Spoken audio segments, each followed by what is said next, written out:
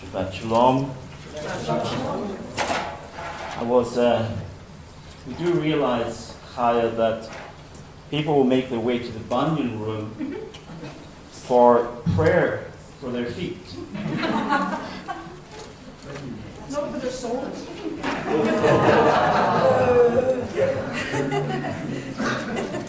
Oh, she's quick. These Edinburgh people are all the same. You know.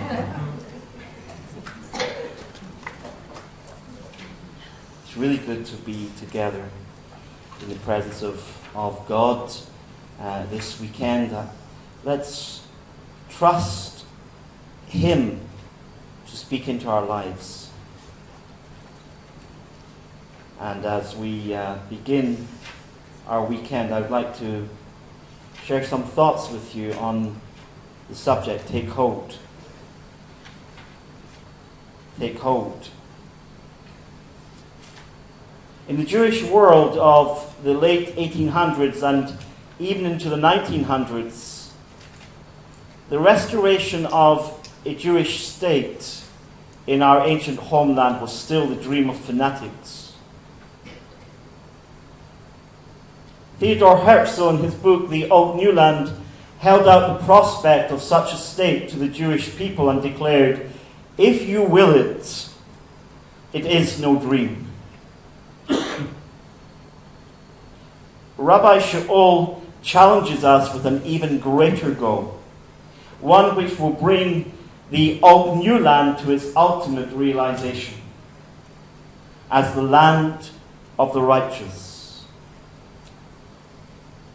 We have not yet attained it, but if we will it, if we lay hold on it, this too is no dream. As today, the backdrop to his statement in Philippians 3, verses 12 to 15, was the struggle between the agenda of men and the will of God.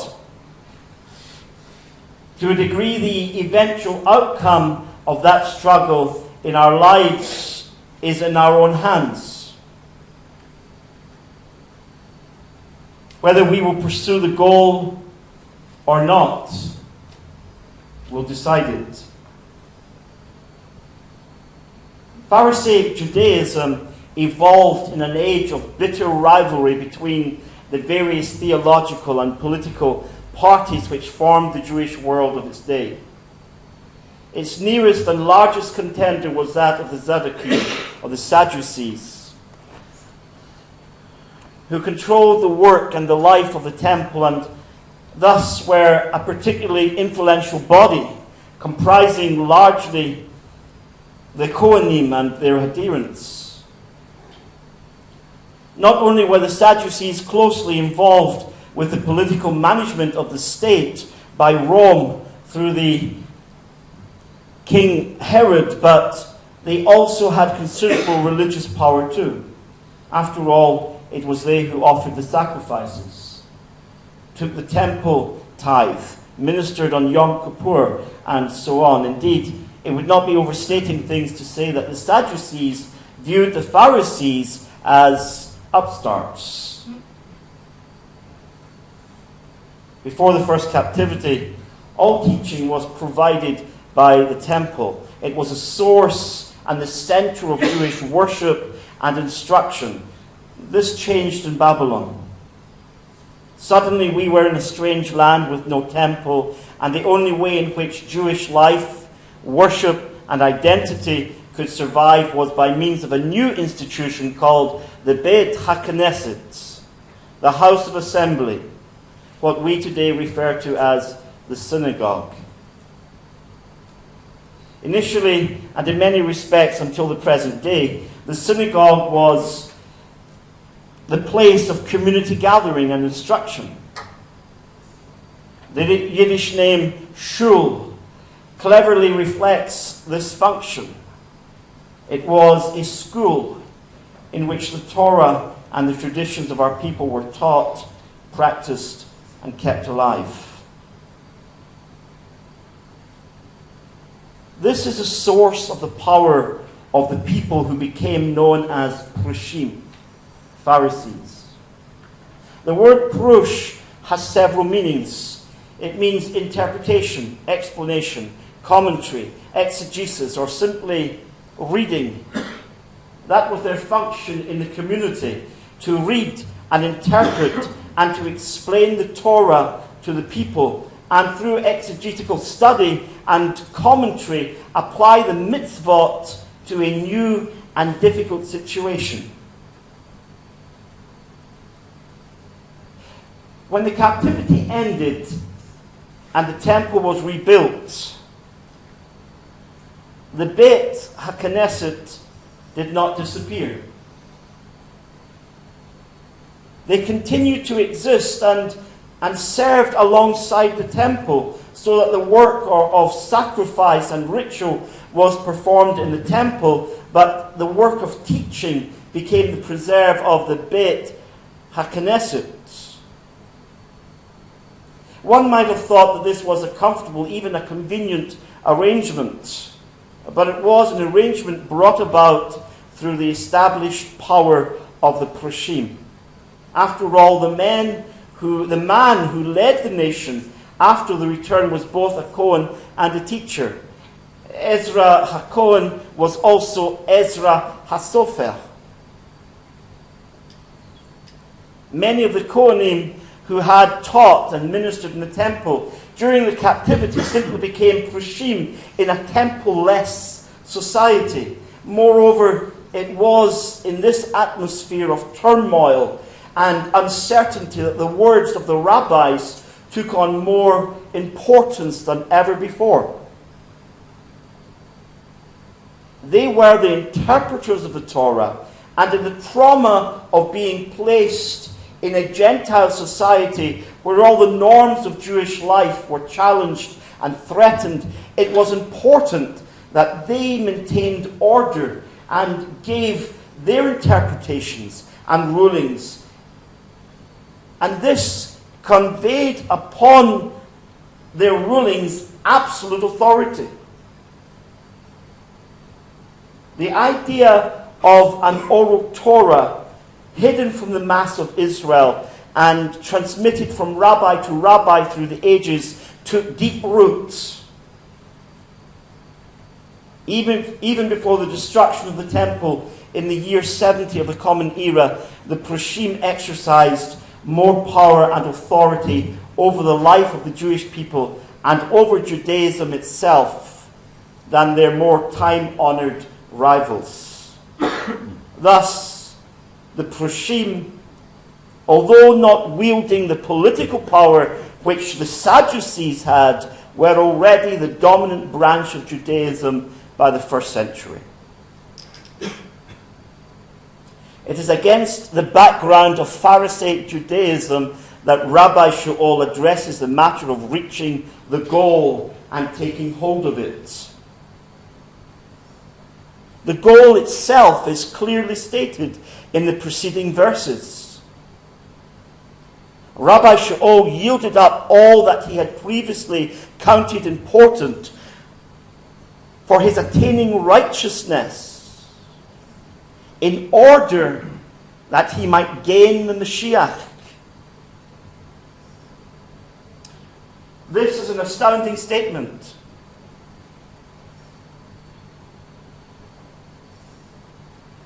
The Mashiach is our goal, because in union with him we become heirs of his righteousness, which is accounted to us as a result of the Mashiach's faithfulness, based on our trusting faithfulness. Furthermore, in verse 10 of Philippians, Rabbi HaOr explains that knowing the Mashiach means the power of his resurrection and the fellowship of his sufferings and conformity to his death, in order to attain resurrection from the dead. This is our desire, not only for ourselves, but also for our people, that Israel might obtain the goal of life from the dead. Of course, this has a personal application. Men and women need to have a personal encounter with the God of Israel. But Romans 11 and Yechezkel 37 promise that it will be the supreme experience of the nation of Israel. As Jews have experienced already the first glimmerings of life, we are pursuing the goal not only as individuals or even as communities, but as the first fruits of a nation. And we pursue that goal in order to take hold of it.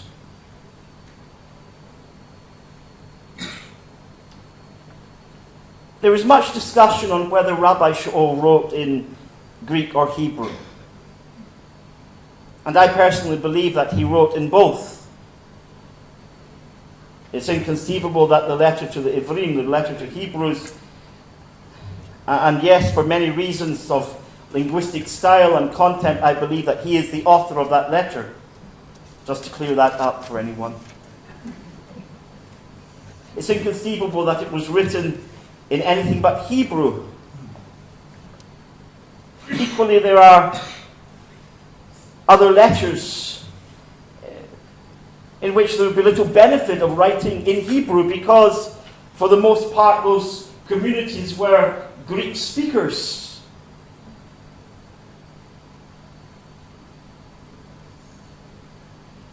But what is certain is that he wrote in the unique form of Greek already established by the translators of the Septuagint, who amended and invented Greek words and transliterated Hebrew words into Greek in order to convey the Hebraic and scriptural concepts in a language which often did not have the words to do it.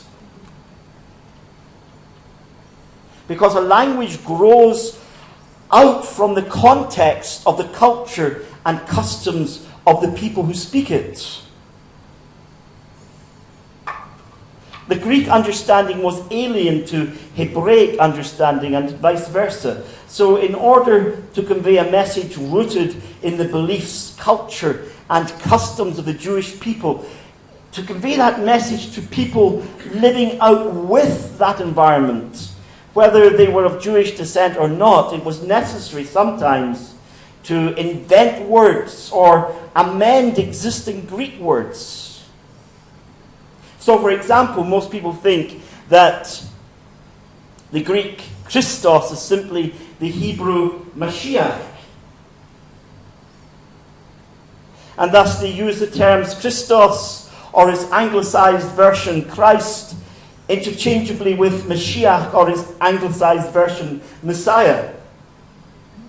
In fact,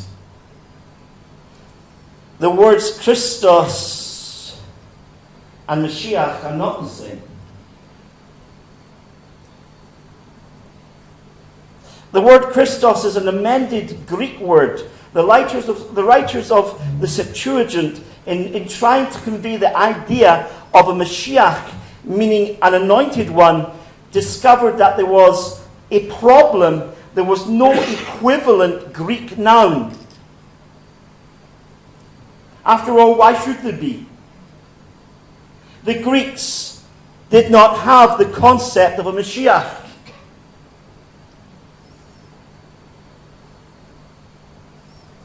But the Greeks did use oil to polish their shields.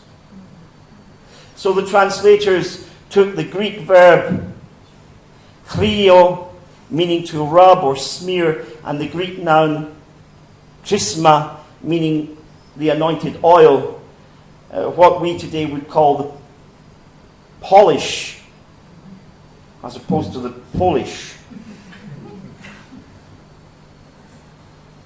And they created a verbal adjective, Christos, literally meaning rubbed or smeared with oil or polished. It's not the Hebrew anointed one, Mashiach, but it is as close as the translators could get. Now, there's a reason for me sharing all of this with you. The Greek word used in Philippians 3 and translated apprehended or take hold. And for this, I really do need my glasses.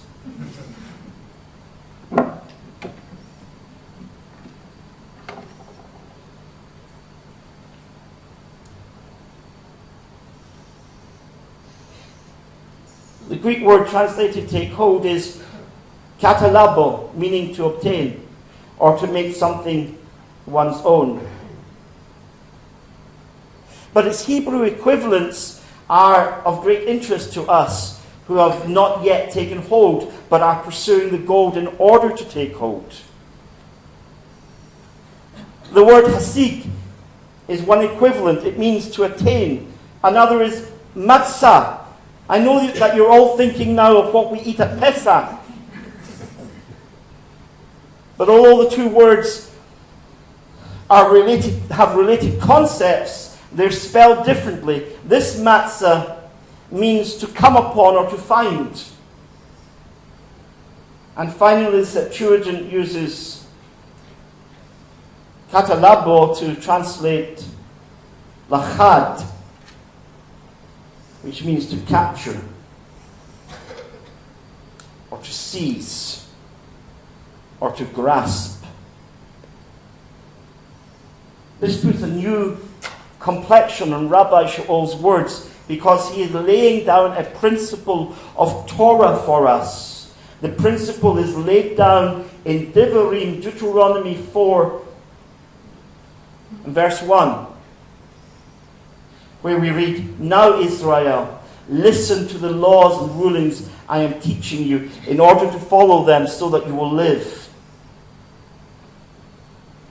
I was struck recently by a statement in our conversion course, Destination Judaism, which I shared with a few. It's this: the central focus, and it's a very profound statement. You'll know that this isn't part of the conversion course which I wrote. Nevertheless, it was good. The central focus of Judaism, from the liberation of our ancestors from Egyptian slavery to the present moment, has been the translation of God's values and commandments into acts of sacred obedience.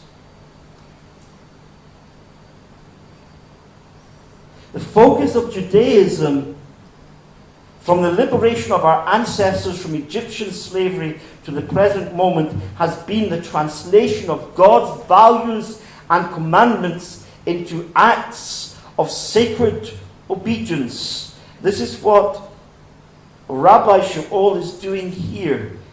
It's precisely what he is doing here. He is showing us not only the importance of, but also the practical means whereby we can live out the commandments. Recall that he was amongst the foremost Torah scholars of his day, and the terms he uses reflect the commandment given in Devarim chapter 4. The verse opens in Devarim, "Hear, O Israel." The word Shema means more than simply listen. It means to grasp hold of tightly. Grasp hold of tightly, Israel, the Hukim and the Mishpatim. They form the two main categories of the commandments of the Torah. The Hukim are the commandments which have no explanation. The Mishpatim are those whose rationale is clear. Hashem commands us to tightly grasp both and not to diminish or add to them. Verses 6 to 8 of Devarim 4 remind us that they are our wisdom and understanding. By using similar language concerning the Mashiach, Rabbi HaOr lays an important truth before us, as he notes in Romans 10 verse 4, the goal at which the Torah aims is the Mashiach. He is not, as many allege, saying that Judaism is done. Clearly he states that he regards everything in comparison to knowing the Mashiach to be like dung.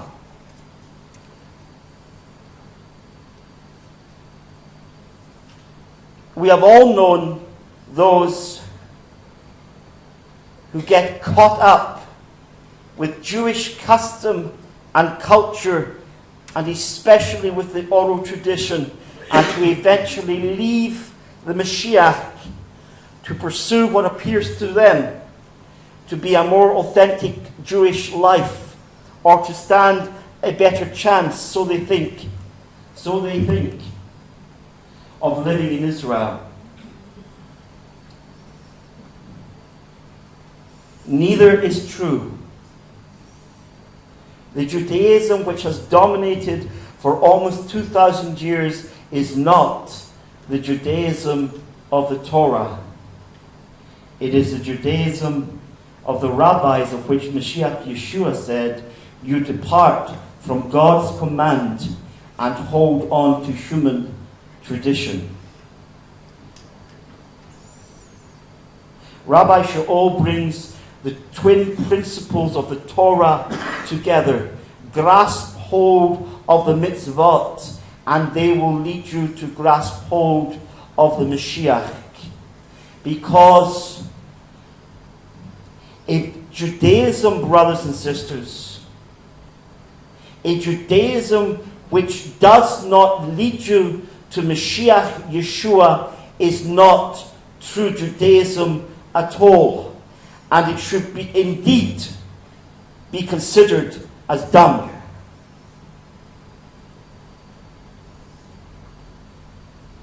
Lachad has another meaning.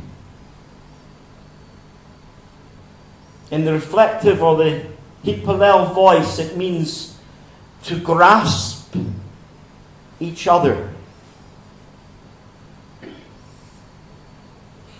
This is the goal.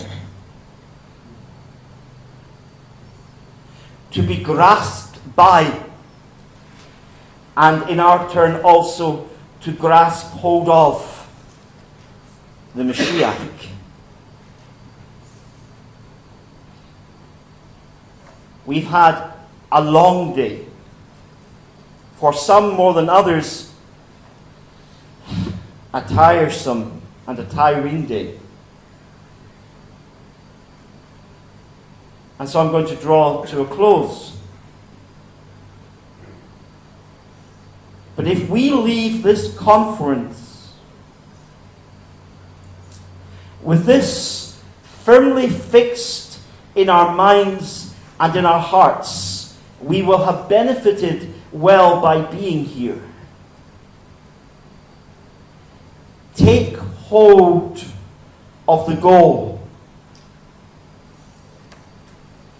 and for no reason whatsoever let go of him. B'Shem Yeshua. Amen.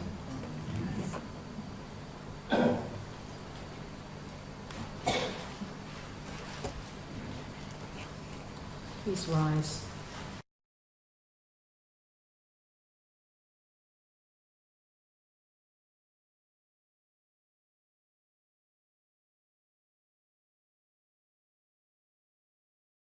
Let's trust him to speak into our lives. And as we begin our weekend, I would like to share some thoughts with you on the subject, take hold. Take hold. In the Jewish world of the late 1800s and even into the 1900s, the restoration of a Jewish state in our ancient homeland was still the dream of fanatics.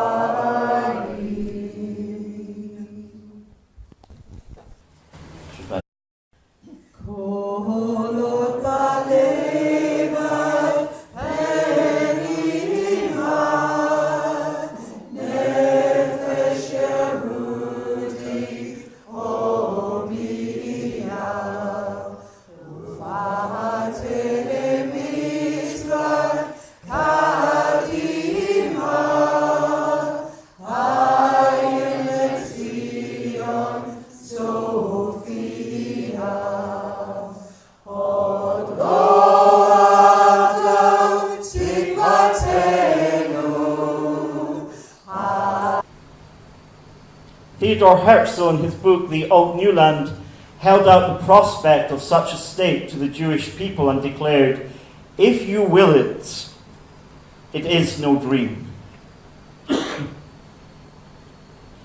Rabbi HaOr challenges us with an even greater goal, one which will bring the Old New Land to its ultimate realization as the land of the righteous. We have not yet attained it, but if we will it, Shalom. We do realize, Chaya, that people will make their way to the Bunyan room for prayer for their feet. Not for their souls.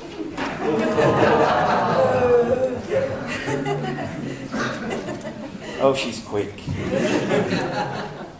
These Edinburgh people are all the same, you know.